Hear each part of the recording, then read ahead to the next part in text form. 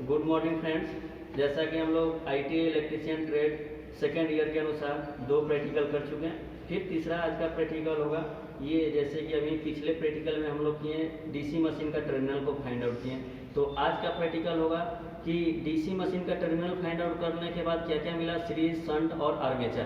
तो इसका हम लोग आज रेजिस्टेंस मापेंगे। तो रेजिस्टेंस मापने के लिए ये मल्टीमीटर के द्वारा माप सकते हैं। तो मल्टीमीटर के सेलेक्ट रीडिंग को यहाँ सेलेक्ट करेंगे रेजिस्टेंस के ऊपर, ठीक है। तो यहाँ 200 रेजिस्टेंस सेलेक्ट कर लिए हैं और ये 200 पे ये लीड को मापेंगे, लीड को लगाएंगे।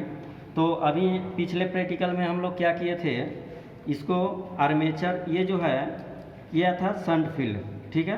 तो शंट फील्ड का रेजिस्टेंस मापने के लिए ये दोनों टर्मिनल पे ये जो है मल्टीमीटर का लीड को लगाएंगे, ठीक है। यहाँ तो ये दिखाई दे रहा है रीडिंग कितना है, 147.2, यानी कि 147 ओम है, ठीक है।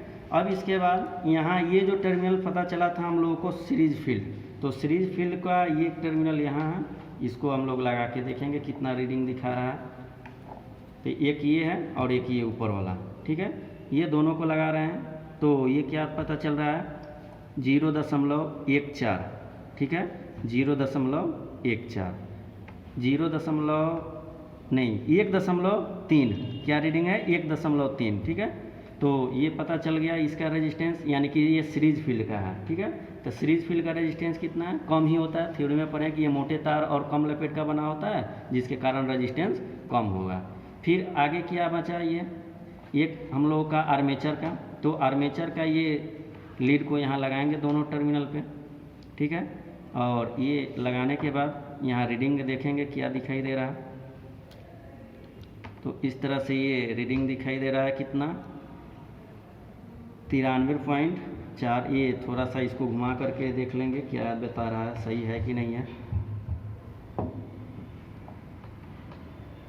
देखिए ये आ गया अभी हम लोग का सही, यानी कि 15.8। ये आर्मेचर का रेजिस्टेंस क्या होता है, 15.8, यानी कि सीरीज से थोड़ा सा कम या बेसी, यानी कि लगभग समान ही होता है, थोड़ा सा का अंतर पड़ता है। तो ये हो गया हम लोग का आर्मेचर का रेजिस्टेंस। ये हो गया सीरीज फील्ड का रेजिस्टेंस कितना है, ठीक है। और ये क्या है, सीरीज फील्ड का, ठीक है। और ये क्या है हम लोग का शंट फील्ड का, ठीक है। तो इस तरह से हम लोग ने ये डीसी मशीन का क्या किया, टर्मिनल को फाइंड आउट करके और इसका रेजिस्टेंस को माप लिया, ठीक है। ये कितना बता रहा है,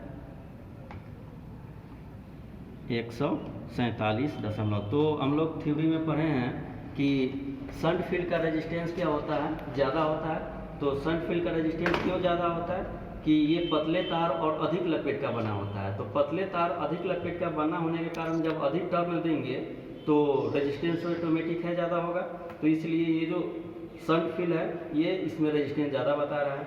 इसके बाद सीरीज फील्ड में सबसे रेजिस्टेंस कम बताया। क्यों कम बताया, क्योंकि थ्योरी में पढ़ चुके हैं कि ये सीरीज फील्ड होता है मोटे तार और कम लपेट का बना होता है, मोटे तार और कम लपेट, जिसके कारण क्या होगा, ये रेजिस्टेंस कम होगा। और ऑटोमेटिक इसमें देखें मल्टीमीटर से माप करके रेजिस्टेंस कम बता रहा है।